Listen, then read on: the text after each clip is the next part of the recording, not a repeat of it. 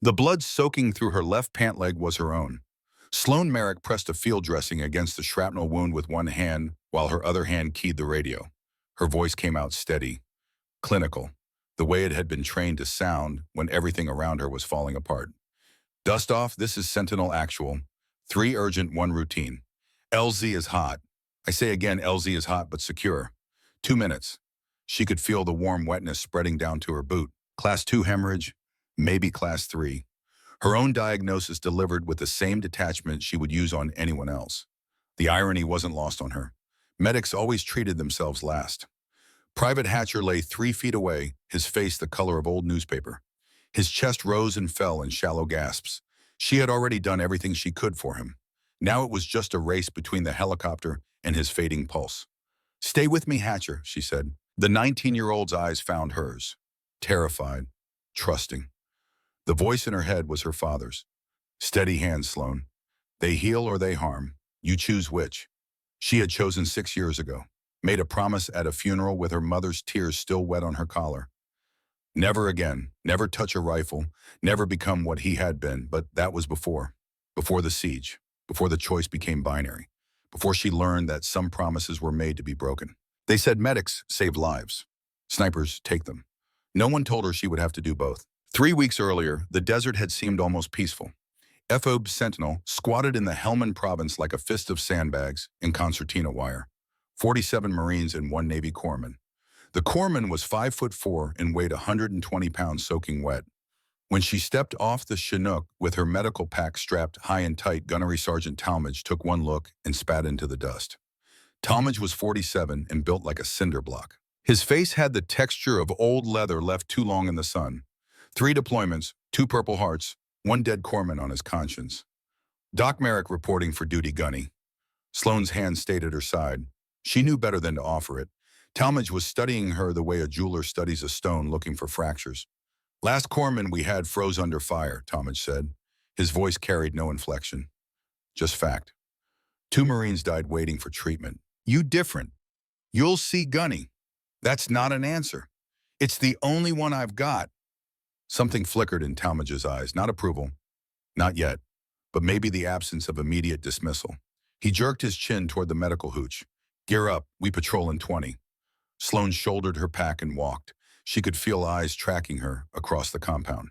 47 sets of eyes all asking the same question, all remembering the corpsman who came before. The medical hooch was a plywood box with a red cross painted on the side. Inside it smelled like disinfectant and dust. The previous corpsman's gear still sat in the corner. Someone had packed it neatly, respectfully, but no one had shipped it home yet. She didn't ask what happened to him. She already knew. The first week they tested her the way Marines always test new attachments. Lance Corporal Keller was 23 and walked point like he was born to it. He had shoulders that belonged on a lumberjack and a face that looked like it had lost arguments with barroom floors. On day 3, he made his assessment loud enough for everyone to hear. "One 20-pound doc can't hump a 60-pound pack. She'll slow us down, get someone killed." Well, the patrol route was 12 miles through terrain that looked like God had started to make a parking lot and quit halfway through. Rocks, sand, more rocks. The sun turned the air into something visible. Sloane finished in the middle of the pack. She didn't complain, didn't ask for breaks. When they stopped for water, she checked everyone's hydration status out of habit. Keller's urine was dark amber. She handed him 2 packets of electrolyte powder without comment. He took them. By week 2, he had stopped talking about her weight. The range sat on the eastern edge of the compound. Sergeant Raines ran it like a priest runs a chapel. Raines was 29 and had the kind of lean, economical build that came from carrying a rifle for 11 years. His M24 sniper rifle was an extension of his nervous system. When he shot, he didn't miss. On the afternoon of day 8, he found Sloane cleaning weapons with the rest of the squad. She had an M4 field stripped on a tarp in front of her. Her hands moved with unconscious efficiency.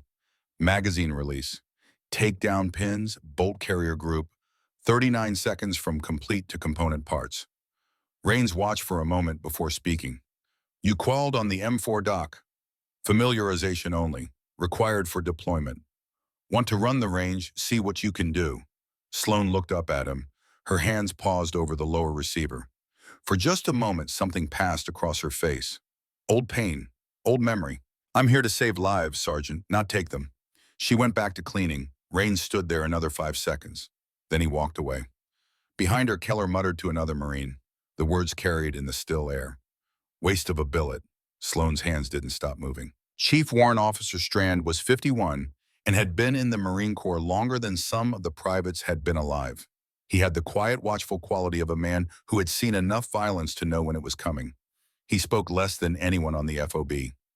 Notice more. It was Strand who saw the scars. Week 3.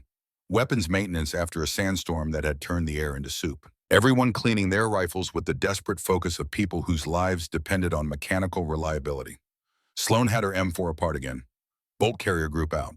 She was running a bore snake through the barrel with practiced rhythmic strokes. Her right hand gripped the pull cord. Strand saw the marks on her palm. Powder burns.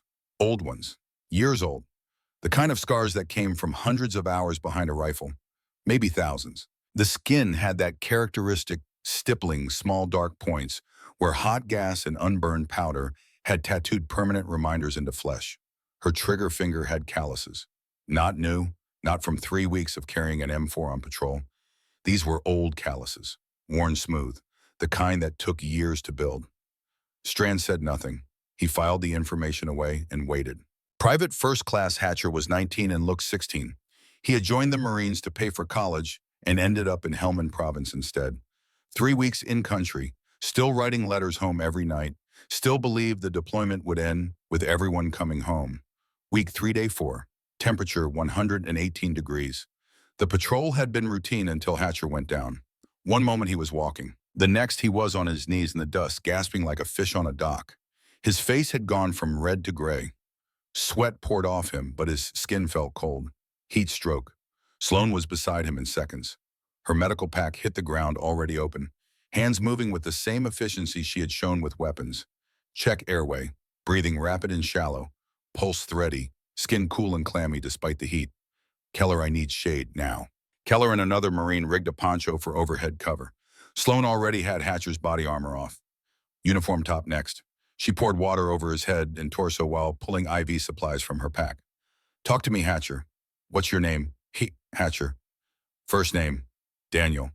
Daniel, you're going to be fine, but I need you to stay with me. The IV went in on the first stick. Sloane's hands were rock steady. She squeezed the bag to push fluids faster. Her other hand was on Hatcher's carotid counting pulse. Her face showed nothing but calculation. Gunny, I need dust off, now. Talmadge was already on the radio. What am I telling them? Exertional rhabdomyolysis. Muscle tissue is breaking down, potassium levels spiking. If his kidneys shut down, he dies. She said it matter-of-factly, the way you would say it's going to rain. Talmadge's voice changed on the radio, more urgent. Medical evacuations got priority when a corpsman used terms like rhabdomyolysis. The helicopter came in 12 minutes. Hatcher was conscious when they loaded him. He looked up at Sloane with the gratitude of someone who knew how close he had come to dying in the dirt. Thanks, Doc. She squeezed his shoulder once. Then she was gathering her equipment, repacking her medical bag, preparing to continue the patrol. Talmadge stood watching. When she walked past him, he gave a single nod. It wasn't approval yet, but it was close. Week 4. The IED was buried under a footbridge that had been checked 3 times. The Taliban were patient. They waited until the 4th patrol to make it live. Keller was on point. The explosion threw him backwards 10 feet. The blast radius was small, contained, professional, designed to wound, not kill. Wounded Marines required rescue. Rescue created more targets. Sloane was moving before the dust settled. Keller was conscious, screaming. His left leg below the knee looked wrong. But it wasn't the leg that was going to kill him. It was the femoral artery. Blood was pulsing from his upper thigh in rhythmic jets. Bright red, arterial, each pulse matching his heartbeat. Each heartbeat pumping his life into the Afghan dirt. Sloane hit her knees beside him, and her hands were already in her medical pack. No hesitation. No freezing. Keller, look at me. Look at me. His eyes found hers. Wild. Terrified. You're going to be fine, but you need to shut up and let me work. Her hands moved with mechanical precision. Cat tourniquet out of its package. Around the thigh. High and tight. Above the wound. Closer to the groin than the knee. She twisted the windlass with both hands. The blood flow slowed, stopped. She secured the windlass and checked her watch. Marked the time on his forehead with a marker. 1400 hours. The bleeding was controlled, But he wasn't out of the woods. His breathing was wrong, fast and shallow. His chest moving, but no air exchange on the left side. Sloan ripped his uniform open, watched his chest rise and fall. The left side wasn't moving right. Tension pneumothorax, air building up in the chest cavity, compressing the lung. If she didn't relieve the pressure, his heart would stop. Keller, this is going to hurt, but if I don't do it, you die. Understand? He nodded, teeth gritted. Sloan found the spot between his ribs. Second intercostal space, mid-clavicular line. The anatomy was automatic, burned into her brain from 1,000 practice sessions. She didn't hesitate. The 14-gauge needle punched through skin muscle and into the pleural space. There was a hiss of escaping air. Keller gasped. His chest began to move properly. There you go. Breathe, Marine. The dust-off came in 4 minutes. Sloan rode with him to the LZ, one hand on his pulse, the other holding IV fluids. When they loaded him onto the helicopter, Keller grabbed her wrist. His voice was hoarse, rough. I was wrong about you, Doc. Shut up and live, Keller. The helicopter lifted off in a storm of dust and noise. Sloan walked back to the patrol line. Her hands were covered in Keller's blood. Her uniform, too. She didn't bother wiping it off. There would be more blood before this deployment was over. There always was. That night, Strand found her outside the medical hooch. She was cleaning her gear by the light of a red lens flashlight. The blood had dried to a brown crust on her hands. He sat down on the sandbag wall without asking permission. You move fast under fire, Strand said. Training. That's more than training. Sloan looked at him. Her face was neutral, giving nothing away. You've got powder burns on your right hand, Strand continued. Old ones. And calluses on your trigger finger that didn't come from 3 weeks humping an M4. Observant. Comes with age. Sloan went back to cleaning her gear. Methodical, thorough. Strand waited. He was good at waiting. Finally, she spoke. My father taught me to shoot. Long time ago. Different life. He military. Marine. Gunnery sergeant. Scout sniper platoon. Strand filed that away. Past tense. Killed in action. Fallujah, 2005. I'm sorry. Don't be. He died doing what he believed in. And you became a corpsman. I became a corpsman. Strand was quiet for a moment. Then you could have been a shooter. With those hands. That kind of background. I'm here to save lives, Chief, not take them. Sometimes those are the same thing. Sloan looked at him, really looked at him.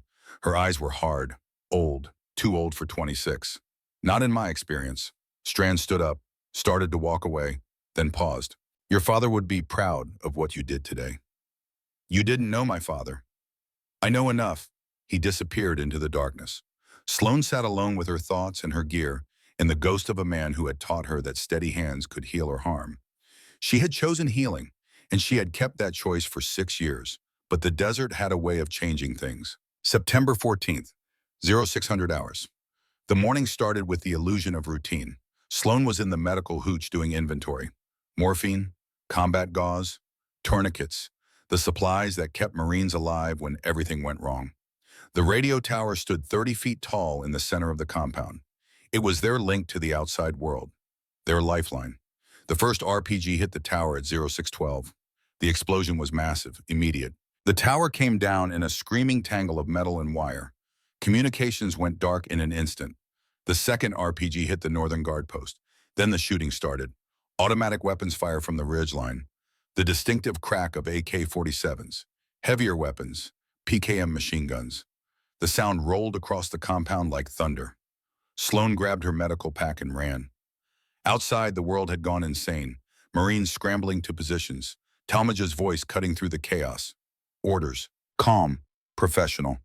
Contact east, ridgeline, multiple shooters. Sloan made it to the northern post. 2 Marines were down. 1 was already gone. The RPG had caught him in the open. There was nothing anyone could do for him now. The other was alive. She went to work. The firefight raged around her, bullets snapping overhead, the crack and thump of near misses. Sloan's hands moved independently of her fear, training overriding survival instinct. She had just finished when the next sound cut through everything else. A single rifle shot, different from the automatic fire. Precise, deliberate. 100 meters away, a Marine's head snapped back. He fell like a puppet with cut strings. Sniper. Another shot. Another Marine down. Professional. Calculated. Every shot a kill. Rains was screaming into the radio. Sniper! Sniper! Sniper! Ridge East! I need counters now! But there was no answer. The radio tower was gone. They were cut off. Alone. And somewhere in the rocks above them, someone was hunting. Sloan looked up at the ridgeline. The sun was just beginning to paint the rocks gold. Beautiful. Serene. Deadly. She thought about her father, about steady hands, about the choice she had made 6 years ago at a funeral in Oregon. The choice to heal instead of harm. The siege had begun, and before it ended, Sloan Merrick would have to become something she had sworn she would never be again. The next 96 hours would change everything. By noon on day one, the tactical situation was clear. They were surrounded, outnumbered, cut off from support, and somewhere in the high ground, at least one professionally trained sniper had them pinned down. Talmadge gathered the squad leaders in the command hooch. Sloan was there by virtue of being the only medical officer. She stood in the corner, quiet, taking it all in. Situation report, Talmadge said. His voice was flat, unemotional. We have 45 effectives, 2 KIA, 3 wounded but mobile, ammunition at 80%, food for 6 days, water for 4 if we ration. No communications, no support. Questions. Rains spoke up. The sniper, Eastern Ridge, maybe 800 meters. He's got the entire eastern approach locked down. Professional shooter, military training, every shot a kill. Can you counter him? Rains hesitated, just for a moment, but everyone in the room saw it. My rifle's trigger assembly is malfunctioning. I can't hold 0 past 400 meters. I need parts we don't have. The room went quiet. A sniper without a working rifle was just another rifleman. And they had plenty of riflemen. What they didn't have was someone who could reach out 800 meters and touch someone. Wyatt's rifle, someone said. He's unconscious, but his M40's still good. Wyatt shoots left-handed, Rains said. His rifle is set up backwards from how I shoot. Stock length is wrong. Eye relief is wrong. I could make it work at 3-400, but not 8. Talmadge looked around the room. His face was carved from stone. Then we have a problem. Outside, another shot rang out. Single. Precise. Someone was screaming for a corpsman. Sloan grabbed her medical pack and ran. The war was 4 hours old, and it was just getting started. Day 1, hour 4. The sun had climbed high enough to turn the compound into an oven. Heat shimmered off the sandbags in visible waves. Sloan had treated 6 wounded Marines in the past 3 hours. Minor wounds mostly. Shrapnel, ricochets, 1 sucking chest wound that would have been fatal if she had been 30 seconds slower. The Taliban fighters had settled into a rhythm. Probing attacks, harassing fire, conserving ammunition. They knew time was on their side. The Americans were trapped. Cut off. Eventually they would run out of bullets or water or luck. But it was the sniper who controlled the battlefield. Every 15 minutes, like clockwork, another shot would crack across the distance. Another Marine would dive for cover. Most of the shots missed. Deliberate misses. Psychological warfare. Reminding them that someone out there could reach out and touch them whenever he chose. When he didn't miss, Marines died. Sloan was repacking her medical bag when the radio squawked. Rain's voice, strained. Doc needs you at the eastern wall, now. She ran. The eastern wall overlooked the kill zone. 200 meters of open ground between the compound and the ridgeline where the sniper had made his nest. No cover, no concealment. Death ground. Hatcher was in the middle of it. The 19-year-old had been trying to recover ammunition from a disabled vehicle when the sniper had pinned him down. Now he lay behind a tire that provided exactly 8 inches of protection.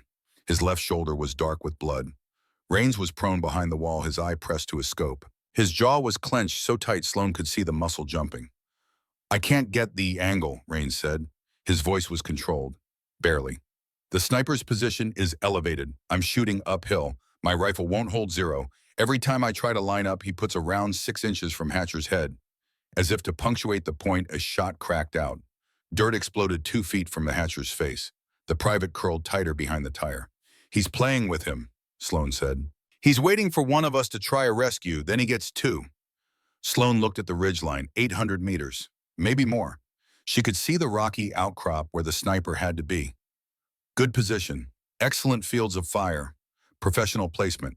Her father's voice, always her father's voice. High ground is God's gift to riflemen, Sloan. Respect it. She looked at Hatcher. The private was trying to make himself smaller, failing. His breathing was rapid, panicked. The shoulder wound was bleeding, but not critical.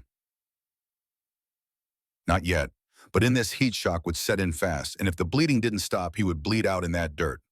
6 minutes, maybe 8. I can make that shot, Sloan said. The words came out before she had consciously decided to say them. They hung in the air like smoke. Rains turned to look at her. His face showed confusion, then comprehension, then skepticism. Doc, you said you don't shoot. I said I'm here to save lives. Hatcher dies in 6 minutes if someone doesn't do something. You can't make an 800-meter shot. 740 from here, and yes, I can. Talmadge had appeared behind them. His face was unreadable. Corpsman, you're telling me you can make a shot my designated marksman can't make. With respect, Gunny, your designated marksman's rifle is broken. Sergeant Wyatt's rifle isn't. Wyatt's unconscious. His rifle is set up for a left-handed shooter. I know. You shoot left-handed. No, but I can adapt. Talmadge studied her, the same way he had studied her when she stepped off the Chinook 3 weeks ago, looking for cracks, for weakness, for the lie behind the confidence. Another shot rang out, this one close enough to Hatcher that the private screamed. A high, terrified sound. Talmadge made a decision. The kind of decision that ends careers or saves lives, or both. Get Wyatt's rifle. Strand had already moved. The chief warrant officer returned in 40 seconds with the M40A3. The rifle was pristine, lovingly maintained. Wyatt treated his weapon better than most men treated their wives. Sloan took the rifle. The weight was familiar, old, like greeting someone you used to know. The stock length was wrong. The cheek weld would be awkward. The scope's eye relief was set up for someone shooting from the opposite shoulder. Everything about the weapon was backwards from how she had been trained. She made the adjustments in her head. Compensations, adaptations. Her hands checked the rifle with unconscious competence. Chamber, magazine, scope mounts. Everything that could fail, she verified wouldn't. Rains was watching her, really watching her now. Wind call, he said. 740 meters, 12 miles per hour left to right. Sloan didn't hesitate. 3.1 MOA right. Account for Coriolis effect at this latitude. Roughly 0.2 additional. Rains blinked. That's correct. Sloan moved to the wall, settled into position. The rifle came up and her body remembered things her mind had tried to forget. Breathing, bone support, natural point of aim. Through the scope, the world narrowed to circles and crosshairs. She found the target area, the rocky outcrop, shadows in stone. Somewhere in there, a man with a rifle was waiting. Her finger found the trigger. The pressure felt right, familiar, and wrong, she had promised. At her father's funeral. With her mother's hand gripping her so hard it left bruises. Never again, never become what he had been. But Hatcher was dying in the dirt. She breathed. 4 count in, 7 count hold. The rifle fired. Through the scope, she saw the impact. 2 feet left of where she had aimed. The wind had been stronger than she calculated, or she had overcorrected for the unfamiliar rifle, or 6 years away from competitive shooting had degraded her fundamentals. It didn't matter why. She had missed. Behind her, she heard someone curse, felt the weight of their doubt, their judgment. Talmadge's voice cut through. Stand down, Corpsman. One more, Douanier, Sloan said. You missed. I won't again. Something in her voice made Talmadge pause, some quality of absolute certainty that couldn't be faked. One more, he said. Then you're done. Sloan worked the bolt. The brass casing ejected in a golden arc. Another round chambered with a solid click. She had seen her impact, knew her error. 2 feet left meant she had overcorrected for wind. The answer wasn't more correction. It was less. She adjusted her hold, half the windage she had used before, found the target area again through the scope. This time she didn't think about promises, didn't think about her mother's tears, didn't think about 6 years of trying to be someone other than her father's daughter. She thought about Hatcher, 19 years old, bleeding in the dirt, writing letters home every night to parents who thought he was safe. She thought about the choice her father had taught her to make, and she chose. The rifle fired. Through the scope, she saw the target area, saw movement, saw the distinctive collapse of a human body when the nervous system stopped sending signals. 740 meters away, the enemy sniper stopped being a threat. For 5 seconds, nobody moved. Nobody spoke. Then Strand was on the radio. Target down! Target down! Clear to extract. 2 Marines sprinted into the kill zone, grabbed Hatcher under the arms, dragged him back to cover in a cloud of dust and adrenaline. Sloan stayed prone, the rifle still at her shoulder, watching, waiting, making sure it wasn't a trick. that there wasn't a second shooter waiting for targets of opportunity, but there was only silence. Finally, she safed the rifle, stood up. Her legs felt disconnected from her body. The entire squad was staring at her. Raines spoke first. His voice had changed. All the casual dismissal gone. "Where the hell did you learn to shoot like that?" Sloan handed him the rifle. "My father taught me." She walked past them, back to the medical hooch, back to where Hatcher would need treatment for the shoulder wound, back to being a corpsman. Behind her, she heard voices, questioning, discussing, processing what they had just witnessed. She didn't turn around. The afternoon bled into evening. Sloan worked. Hatcher's shoulder wound was clean. Through and through, no arterial involvement. She irrigated, packed, bandaged, gave him morphine for the pain and antibiotics for the infection that would try to take root in this filthy desert. The private kept looking at her like she had grown a second head. "You saved me twice today, Doc. That's the job." "The shot, that was, he struggled to find words. "That was impossible." "Clearly not." "Where did you rest, Hatcher? You're going to be fine." She left him there and went to inventory her supplies. Combat gauze, tourniquets, morphine, the tools of her trade, the things that made sense. Not rifles, not killing at distance, not the weight of a choice made in the space between heartbeats. Talmadge found her an hour later. The gunny had a folder in his hand. Service records. The brown manila folder that followed every service member through their career. "I pulled your file," Talmadge said without preamble. Sloan didn't look up from her inventory. "And no shooting qualifications, no range scores. Your M4 familiarization barely passed." Instructor wrote, "reluctant to engage targets." I was reluctant. "But you just made a 740-meter shot. Miss then hit. Combat conditions. Unfamiliar rifle set up backwards." "Yes, Gunny." "I made some calls before comms went dark." He opened the folder. "Your father, Gunnery Sergeant Garrett Merrick, scout sniper. 3 confirmed kills over 1,000 meters. Silver Star, KIA Fallujah 2005. Sloan's hand stilled on the tourniquet she was counting. "That's what the file says." "That's not all the file says, but I figure you'll tell me the rest when you're ready." He closed the folder, set it on the supply crate beside her. "You did good today, Corpsman. Whatever your reasons for keeping that skill buried, I'm glad you dug it up when it mattered." He left. Sloan stared at the folder for a long time. Then she went back to counting supplies. Night fell on day 1 like a curtain. The temperature dropped 40 degrees. The Taliban probe attacks continued, but without the sniper, they lacked coordination, lacked precision. Sloan found herself on the eastern wall. Couldn't sleep. Couldn't stop her hands from shaking. Post-adrenaline crash. She recognized the symptoms. Had treated them in others. Never thought she would experience them herself. She had killed someone today. The thought sat in her mind like a stone. Heavy. Undeniable. 740 meters away, a man had stopped breathing because she had pulled a trigger. Someone's son. Maybe someone's father. A human being with a life and a history, and people who would mourn him. She told herself he was trying to kill Hatcher. Told herself it was necessary. Told herself her father would understand. The justifications felt hollow. "You did the right thing," Strand's voice. The chief warrant officer materialized from the darkness like smoke. Quiet, economical in his movements. He sat down beside her without asking permission. They watched the darkness together for a long time. The stars impossibly bright in the Afghan sky.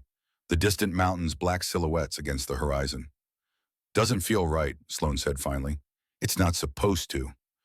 "My father used to say that. The day it feels easy is the day you stop being human." Smart man. Dead man. Strand let the silence settle. When he spoke again, his voice was gentle. "Those scars on your hand, the powder burns. I knew they meant something more than weekend shooting." Sloan looked at her right palm, the stippling barely visible in the darkness. But she knew it was there, would always be there. "He taught me," she said, the words coming out quiet, like confession. "Started when I was 11, every weekend. Oregon timber country, rain or shine. By the time I was 16, I could put rounds on target at 1,000 meters. That's Olympic-level marksmanship. That's what happens when your father is a Marine Scout sniper and you're all he has left after your mother leaves." Strand absorbed this. "She left when I was 10. She said she couldn't watch him deploy anymore. Couldn't sit at home waiting for the phone call. So she left, filed for divorce, moved to California with a man who sold insurance. And your father raised you alone. He tried, he didn't know how to talk about feelings, Didn't know how to help with homework or braid hair or any of the normal parent things. But he knew rifles, knew hunting, knew the wilderness. So that's what we did. Sloan found herself talking, the words coming easier in the darkness with this quiet man who asked for nothing and judged nothing. She told him about growing up in a small house at the edge of the national forest, about a father who showed love through iron sights and breathing techniques, about learning to read wind before she learned to read maps, about weekends in hunting blinds where silence was companionship and precision was respect, about the day she was 16 and shot her first elk. Clean kill, textbook. The animal dropped in seconds, and she had cried. Cried until her father sat her down on a fallen log and explained, "Taking life is serious, Sloan. Should be serious. You feel that weight. Good. That means you understand. The day you stop feeling it is the day you need to stop pulling the trigger." About the last hunting trip before his final deployment. Age 17, spring of her senior year. They had hiked into the mountains for 3 days, didn't see any game worth shooting, just sat together in the quiet and watched the world. On the last night, her father had looked at her across the campfire. "You're better than me already," he had said. "Better shot, better hunter. But more than that, you understand why it matters. The restraint, the respect. That's what makes a marksman worth a damn." 3 months later, he deployed to Iraq. 6 months after that, she got the phone call. Sloane's voice went flat, clinical, the way she talked about medical procedures. Roadside bomb, Fallujah, November 2005. His vehicle was third in the convoy. The IED was buried deep. Big one, military-grade explosives. Killed everyone in the vehicle instantly. You were 20. Junior year of college, pre-med. I was in organic chemistry when the Marines came to campus. 2 of them. Dress blues. I saw them walking across the quad and I knew. Before they said a word, I knew. The funeral had been full military honors. Flag folded into a triangle. 21 guns salute. Taps played by a young Marine who looked like he was barely old enough to shave. Sloan had stood beside her mother. The woman who had left them 7 years earlier had returned for the burial. Diane Merrick had gripped Sloan's hand so hard it left bruises. At the cemetery after the rifle salute faded, after the last note of taps died in the cold November air, Diane had turned to her daughter. "Promise me," she had whispered, fierce, desperate. "Promise me you'll never touch a rifle again. I buried one Merrick who lived by the gun. I won't bury another. Promise me, Sloan." And standing there in the November cold with her father's casket 6 feet underground, Sloan had promised. "I joined the Navy 3 months later," Sloan told Strand, dropped pre-med, enlisted as a corpsman. "I was going to save lives, not take them. I was going to be everything my father wasn't." "You've kept that promise for 6 years. Until today. You saved a Marine's life today. By killing someone. By stopping someone from killing more." Sloan shook her head. "That's what I keep telling myself. Doesn't make it feel any better." Strand was quiet for a long moment. When he spoke, his voice carried the weight of experience. "I've been in this uniform for 20 years, Sloan. 3 wars. More deployments than I can count. And I can tell you this. The people who feel what you're feeling right now, they're the ones who should be allowed to pull the trigger. It's the ones who don't feel it that you have to worry about." My father felt it, and it still hollowed him out. Did it, or did losing your mother hollow him out, and the rifle was all he had left? Sloan had never considered that. "He used to have nightmares," she said quietly. "I would hear him, in his room, talking in his sleep, calling out. I asked him once what he dreamed about. He said he dreamed about the people he couldn't save, not the people he killed. The Marines who died because he wasn't fast enough, or accurate enough, or good enough. That's what I thought," Strand said. "Your father wasn't hollowed out by the killing. He was sustained by the protecting. The rifle wasn't the point. The people he protected were the point. And today you learned what he already knew." "What's that?" "Sometimes the only way to save a life is to take one." The words settled between them like truth. Sloan looked at her hands, healer's hands, killer's hands, both. "My mother is going to find out," she said. "Somehow, word will get back. And it's going to break her heart all over again. Maybe, or maybe she'll understand that you did what you had to do, that you're not becoming your father, you're becoming yourself. And maybe that's someone who can do both. Both. Heal and protect, save and stop. Use both hands for the same mission. Keeping Marines alive." Sloan thought about that, about integration instead of choice, about refusing the binary. I don't know if I can do that, she admitted. You already did. Today. They sat in silence for a while longer. The stars wheeled overhead. The distant mountains stood eternal and indifferent. Finally, Strand stood. His knees popped. Get some sleep, Corman. Tomorrow's going to be harder than today. He walked away, disappeared into the darkness. Sloane sat alone with her thoughts, and the weight of a promise broken, and the ghost of her father whispering in the wind. She thought he might be saying she did good. She hoped he was. Day 2 came with the sun. The Taliban attacked at dawn, coordinated assault from 3 sides. RPGs and small arms, mortars walking across the compound in a pattern designed to flush defenders from cover.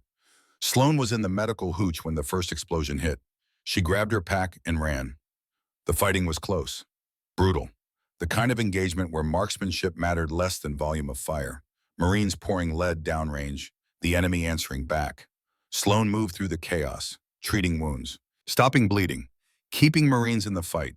A mortar round landed 15 feet away. The blast wave knocked her sideways. Shrapnel punched through her left shoulder. Hot, sharp, then numb. She looked down, blood spreading across her uniform. Her blood, class 2 hemorrhage, maybe class 3. The medic in her brain cataloged the wound even as the pain started to register. She packed it, quick clot combat gauze stuffed into the wound, pressure dressing over the top, one-handed. Her right hand doing work that should have required 2. A Marine saw her, started to move toward her. Stay down, she shouted. I'm fine. She wasn't fine, but fine was relative. The firefight raged for another 20 minutes. Then it stopped. The way firefights do, sudden. The enemy pulling back, regrouping, casualties. Sloane moved between them, her left arm hanging useless, her right hand doing everything.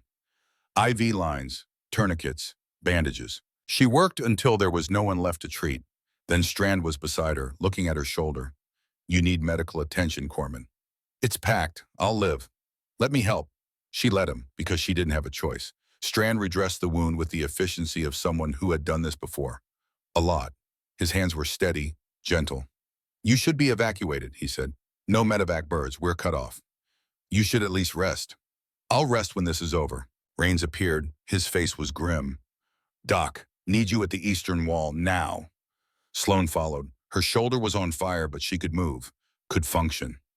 That was enough. At the wall, Rains pointed toward the ridgeline. Second sniper, different position, 1180 meters. He's targeting our medevac LZ. Helicopter can't land with him active. 3 critical casualties needed evacuation. Without medevac, they would die. Your rifle's still broken. Still broken. Sloane looked at the distance. 1180 meters. Wind was variable. She was wounded. Shock would be setting in soon. Her hands were starting to shake. Bad shot, low probability, but the wounded needed to live. Set me up, she said. Rains helped her into position. The rifle felt heavier than yesterday.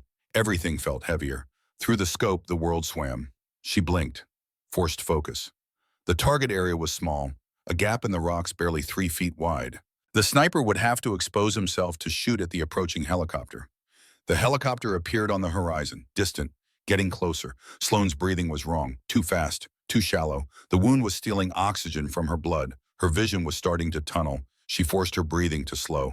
4 count in, 7 count hold. Through the scope, she saw movement. The enemy sniper adjusting a position. The helicopter was 300 meters out. 200. Sloane made her wind call. Elevation compensation. Her hands were shaking. Shock. Blood loss. Adrenaline crash. She thought about the wounded, about Hatcher, about all of them, all the Marines who had trusted her to keep them alive. Her hands steadied. Not completely, but enough. The rifle fired. 1180 meters. Through variable wind, uphill, wounded, shaking. Through the scope, she saw the target area, saw the distinctive spray, saw the body tumble. Confirmed kill. The helicopter landed 30 seconds later. The wounded were loaded. Critical first. Urgent second. Sloane watched it lift off, watched it carry her Marines to safety. Then she set the rifle down and her legs gave out. Strand caught her before she hit the ground. Easy, Corman, I got you. Everything was spinning. Did they get away, she asked. They got away, thanks to you. Good. Darkness was creeping in at the edges of her vision. Sloane, stay with me. I'm here, Chief, just tired. I know, but you need to stay awake. Through the gathering darkness, she heard voices. Marines gathering around. Someone was saying her name. Rains's face appeared above her. "That was a top 2% shot," he said, "and you made it wounded. I've trained with SEALs who couldn't make that shot fresh and healthy." Sloan wanted to tell him it wasn't skill. It was necessity. It was Marines who needed to live. But the darkness was winning. The last thing she heard before unconsciousness took her was Talmadge's voice. Calm, steady. "Get her stabilized. I don't care what it takes. She doesn't die. Not on my watch." And then there was nothing but darkness and dreams of Oregon mountains, and a father's voice saying she chose right. Sloan woke to white light and the smell of disinfectant. Not the field hospital, not the medical hooch with its plywood walls and desert dust. Somewhere else. Somewhere with clean sheets and IV poles and the steady beep of monitoring equipment. Her left shoulder was immobilized, bandaged properly. The kind of bandaging that came from people with time and proper supplies and surgical training. "Welcome back, Corman." Strand sat in a chair beside her bed. He looked older in the artificial light, tired, but his eyes were steady. "How long was I out?" 18 hours. You lost a lot of blood. Went into shock. Scared the hell out of everyone." Sloan tried to sit up. Her body informed her this was a terrible idea. She stayed horizontal. "The siege, still ongoing. Day 2. You've been here since yesterday afternoon. I need to get back. You need to stay still and heal. Doctor's orders." "I'm the only corpsman." "You're not much use to anyone if you're dead." Strand leaned forward. "We stabilized you, gave you 2 units of blood, closed the wound properly, but you lost a piece of muscle. Your left shoulder is going to be compromised for a while." Sloan absorbed this, calculated what it meant. Reduced range of motion, reduced strength. Nothing that would stop her from doing her job, but enough to notice. The wounded from yesterday, the medevac. "All stable. Thanks to you, they got out. 3 of them are going to make it because you made that shot." Through the window, Sloan could see the compound. Marines moving between positions. The organized chaos of people under siege. Fighting, surviving. "I need to get back there," she said again. "Not yet. Chief, 48 hours. That's what the doc said. Minimum. Your body needs time to replace the blood. Your wound needs time to close. You go back now, you'll just get yourself killed. Marines are dying. And you've saved more than your share. Let someone else carry the load for 2 days." Sloan wanted to argue, but her body was already arguing for her. She was weak, lightheaded. Her hands were shaking again. Strand saw it. "Sleep, Sloan. That's an order from a chief warrant officer, which means it's basically a suggestion you should really take seriously." Despite everything, Sloan almost smiled. She slept. Day 3. Sloan woke to the sound of explosions. Close. The building shook. Plaster dust fell from the ceiling in a fine white rain. She was out of bed before her brain fully registered what her body was doing. The IV line pulled tight. She ripped it out. Blood welled from the insertion point. She ignored it. Her uniform was on a chair. Someone had cleaned it. The blood mostly gone. She dressed one-handed. The left arm barely functional. Everything took 3 times as long as it should. Outside, the world was ending again. The Taliban had committed everything. Full assault, the kind of attack designed to overwhelm through sheer numbers and violence. Mortars, RPGs, heavy machine gun fire walking across the defensive positions. Sloan ran. The medical hooch was chaos. A Marine she didn't know was trying to manage 4 wounded simultaneously. He was young, overwhelmed, drowning. "Corman Merrick," she said. "I've got this." The relief on his face was immediate. "Doc, you're not supposed to." "I'm here, that's what matters. Status." He rattled off the casualties. Chest wound, abdominal trauma, 2 with shrapnel, all critical, all requiring immediate intervention. Sloan moved. Her body remembered even if her shoulder screamed protest. Triage, prioritize, save who you can. The chest wound was Private Martinez, 22 years old, punctured lung, sucking chest wound, air being pulled into the chest cavity with each breath, his lung collapsing. Sloan sealed it. Burp seal, occlusive dressing, 3 sides taped, 1 side open to let air escape but not enter. Martinez gasped, coughed, his breathing eased. "Stay with me, Martinez." She moved to the next casualty before he could answer. The radio squawked. Talmadge's voice, strained but controlled. "All positions, enemy snipers active. 2 positions, eastern ridge and northern approach. Rains is down, I say again, range is down. Shoulder wound. We have no counter-sniper capability. Sloane's hand stopped moving. No counter-sniper meant the enemy could pick them apart, could target the wounded, could make this compound a killing ground. Through the door, she could see Marines pinned down, unable to move, unable to maneuver. The snipers had them locked, and somewhere out there more Marines were bleeding. The choice came with crystalline clarity. She could stay here, treat the wounded as they came, do the job she had trained for, the job she had promised her mother she would do. Or she could pick up a rifle. Both hands, her father's voice whispered. They heal or they harm, but the best warriors know when to do both. Sloane looked at the young corpsman. Can you handle these four? Yes, Doc. Good, because I need to be somewhere else. She grabbed her medical pack, grabbed Wyatt's rifle, ran toward the eastern wall.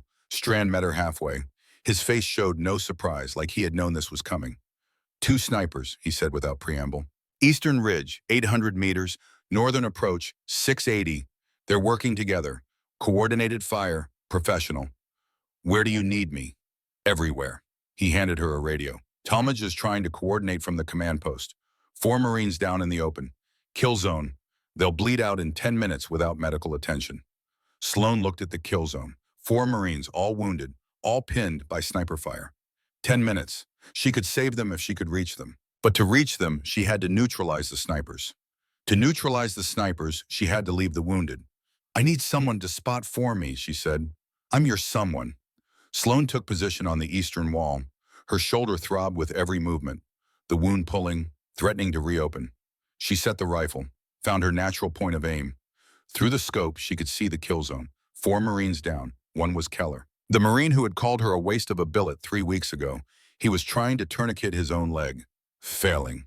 Another was Hatcher, the private she had saved twice already. He was dragging himself toward cover. Too slow, too exposed. Range to eastern sniper, she said. Strand had the spotting scope up. 820 meters. Wind 5 miles per hour right to left. Target is mobile. Window of opportunity maybe 2 seconds. Northern, 680, stationary. Better shot, but he's got overwatch on the eastern position. You take the northern, the eastern will kill you. So, eastern first. Eastern first. Sloane steadied her breathing. The pain in her shoulder was white noise. Something to acknowledge and set aside. The eastern sniper would fire again soon. They always did. Patient but not passive. Waiting for the right target. Hatcher was that target. Through the scope, Sloane saw the private dragging himself across open ground. Saw the rocks where the sniper had to be. Saw the slight shadow that didn't match the terrain. The sniper fired. Hatcher screamed. The round had missed, but close enough to spray him with rock fragments. Sloane saw the muzzle flash. Adjusted. Led the target. The sniper would shift position after firing. Standard practice. Never shoot twice from the same spot. She anticipated the movement. Fired. 680 meters. Moving target. 2-second window. The scope showed impact. Center mass, the shadow that didn't match disappeared. Stayed disappeared. Target down, Strand confirmed. Northern sniper repositioning. He knows you're here. Sloane was already moving, changing position. The northern sniper would have seen her muzzle flash, would be lining up his shot. She ran 10 feet, dropped behind a different section of wall. A bullet cracked where she had been 3 seconds before. Professional. Fast. 690 meters, Strand called. New position. He's moving again. This was the dance. Shooter and shooter. Whoever made the first mistake died. Sloane found the new position through her scope. Waited. Breathed. The northern sniper fired at where he thought she was. Missed. Sloane saw his muzzle flash. Adjusted. Fired. The bullet crossed 690 meters in under a second. Found its target behind inadequate cover. Target down, Strand said. Both snipers neutralized. Kill zone is clear. Sloane was already running. Her medical pack bounced against her back. The rifle slung. Both hands. Both skills. She reached Keller first. The tourniquet on his leg was loose. Wrong placement. He would bleed out in 3 minutes. I got you, Keller. She redid the tourniquet. High and tight. Above the wound, twisted the windlass until the bleeding stopped. Marked the time on his forehead. Moved to the next casualty. Martinez. The Marine with the chest wound she had sealed 30 minutes ago. He had been hit again. Abdominal trauma. Shrapnel. Blood pooling under him. Sloane packed the wound. Combat gauze. Pressure. her hands moving automatically while her brain calculated survival odds. 60%. Maybe. Good enough. She moved to the third Marine. Corporal Briggs, radial artery laceration, bright arterial blood pulsing with each heartbeat. Sloan tied it off, direct pressure while her other hand threaded sutures. Field surgery, crude but effective. The bleeding stopped. Fourth casualty. A Marine she didn't know well. Thompson, shrapnel to the abdomen, evisceration, intestines exposed. She covered them. Saline-soaked dressings, protected the organs, prevented infection as much as possible in a place where infection was inevitable. 7 minutes had elapsed since she reached the kill zone. All 4 Marines were stabilized. All 4 were going to live. The radio crackled. Talmadge's voice. "Doc, we've got more wounded, northern section. Machine gun nest is shredding our position." Sloan looked north, saw the tracers, heard the distinctive sound of a PK-10 heavy machine gun. Saw Marines trying to find cover where there was none. The machine gun nest was 950 meters away, protected by sandbags. 2 shooters.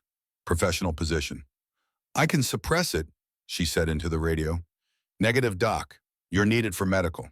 "Gunny, I can do both." Silence on the radio.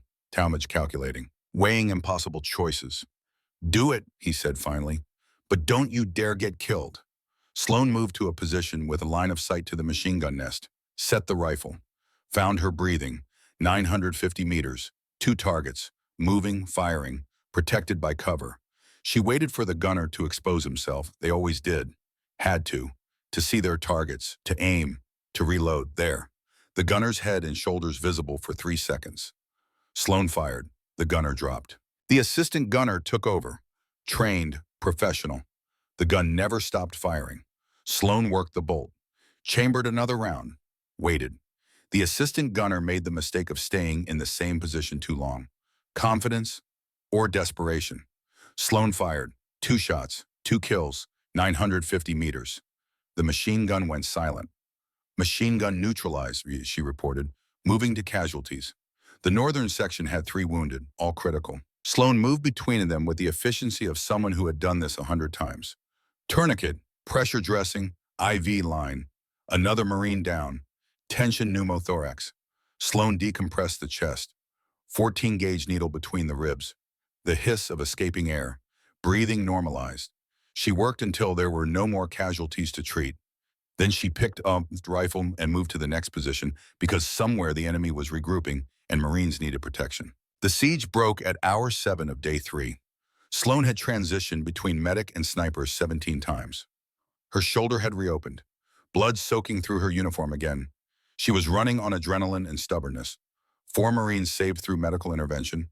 5 enemy eliminated through precision fire. The numbers were clinical, abstract, but each number was a person, a life, a choice made in the moment between heartbeats. The Taliban pulled back, regrouped. The attack faltered and broke like a wave against rock. And then it was over. Sloan stood on the eastern wall, the rifle at her side, her medical pack empty, her hands shaking with exhaustion and blood loss. Strand found her there. "You need medical attention," he said. "I know. You saved 9 Marines today, killed 5 enemy. I've been in this uniform for 20 years. I've never seen anything like what you just did. I did what I had to. You did what nobody else could." Sloan looked at her hands. They were covered in blood. Some of it hers, most of it belonging to the Marines she had kept alive. Both hands, one healed, one harmed. Both saved lives. "My father would understand," she said quietly. "Your father would be proud." 72 hours later, Sloan woke in a field hospital in Kandahar. The siege had ended on day 4. Reinforcements had arrived. The Taliban had melted back into the mountains. The compound was secure. Sloan had been evacuated unconscious. Blood loss, exhaustion, shock. She woke to find medals on the table beside her bed. Purple Heart. The wound in her shoulder qualified her.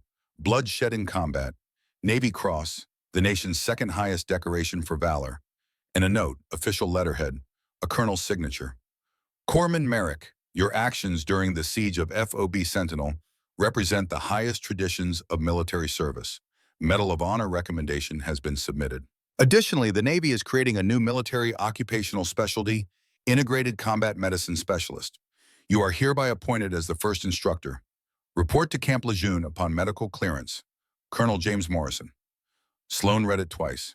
Then she set it down and looked at the ceiling. A new specialty, a new way of thinking about combat medicine. Because of what she had done. Because she had proven that healing and fighting weren't opposites. They were complementary. Two hands, both necessary. The door opened, Marines filed in. Her Marines, Hatcher, alive, healing. He had a purple heart of his own now, and a story about the corpsman who saved him 3 times. Keller, on crutches. The leg was saved. He would walk again, fight again, live. Martinez, bandaged but breathing. The chest wound was healing. Briggs, the radial artery repair had held. His hand would function. Talmadge came last. The gunny's face was unreadable. "Doc," he said, just that one word. "Gunny, you broke regulations, left your medical post, took up a weapon, engaged in direct combat action." Sloan met his eyes. "Yes, Gunny. You saved 9 Marines, eliminated 5 enemy combatants, single-handedly changed the course of a battle. I did what I had to." Talmadge's face cracked, just slightly, the hint of a smile. "You did what your father trained you to do.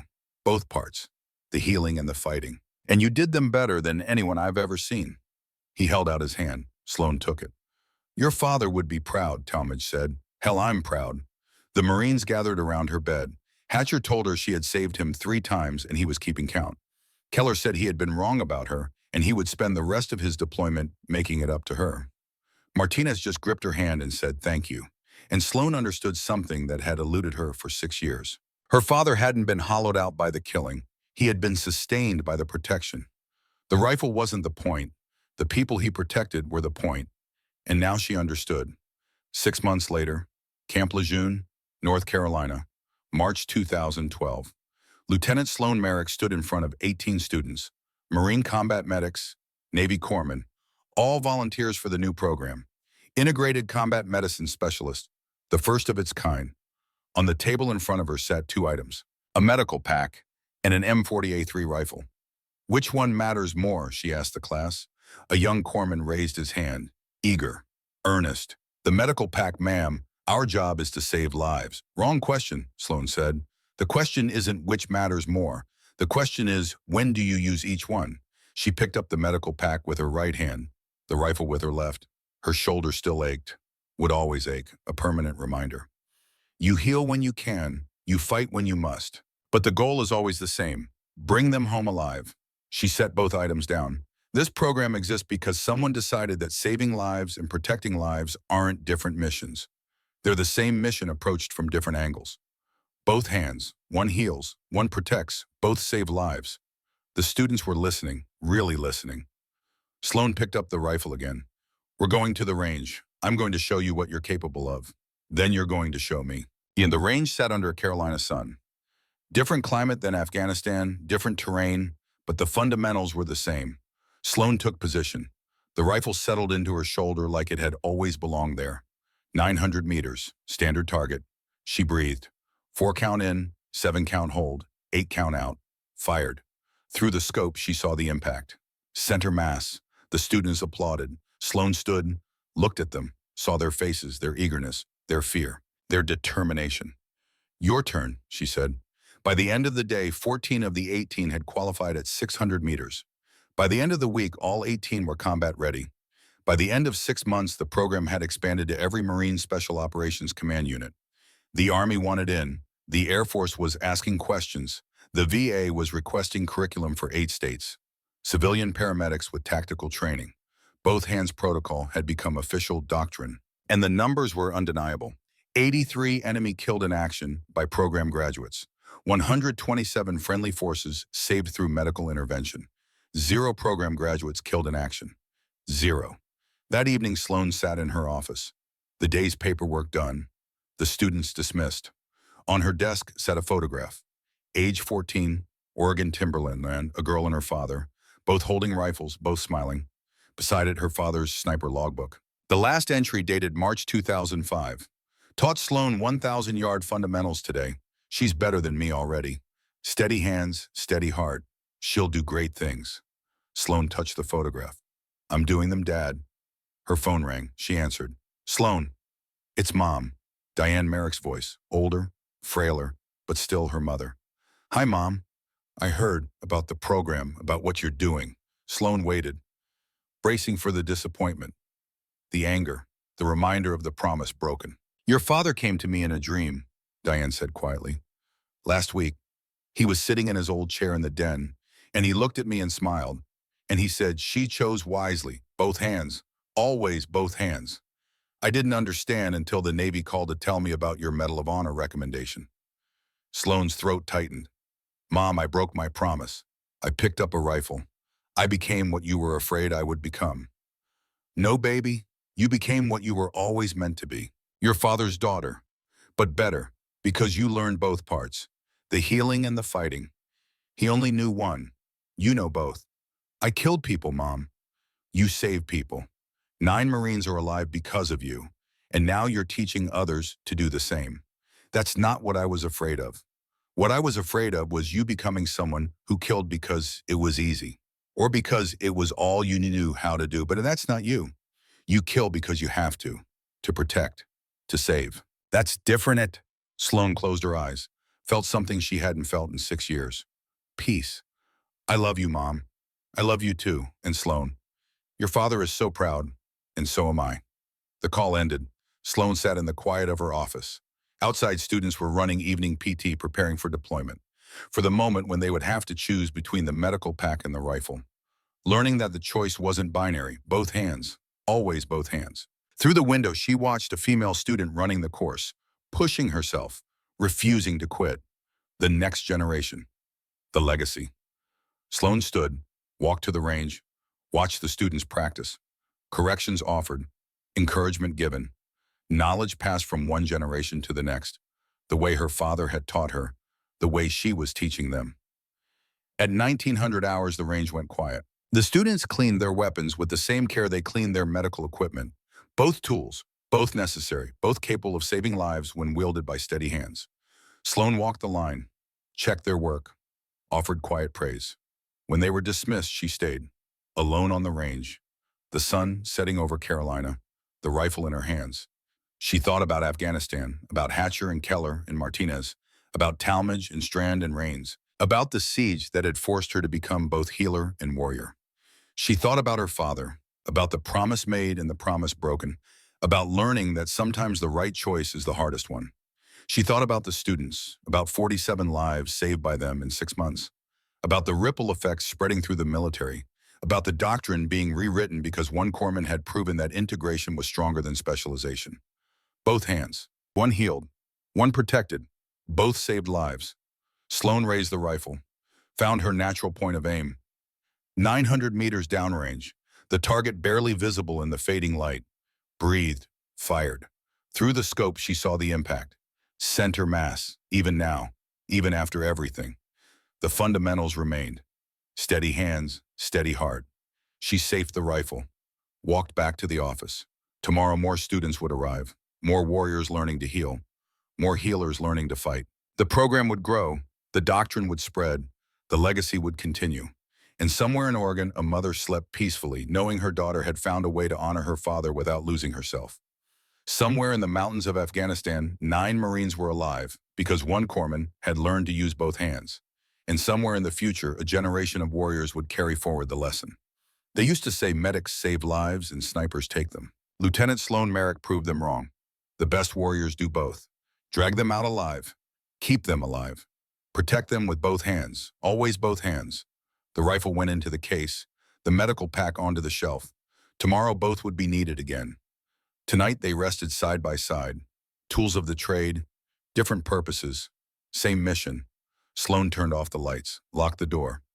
Outside, the base continued its eternal rhythm, training, preparing, protecting. And in the morning, she would teach them again how to heal, how to fight, how to be both. Because war demands warriors. But the best warriors know that victory isn't measured in enemies killed. It's measured in people saved. Both hands. Always both hands. The story of Corpsman Sloane Merrick ended where it began, with steady hands that knew how to heal and how to harm, and the wisdom to know when to use each.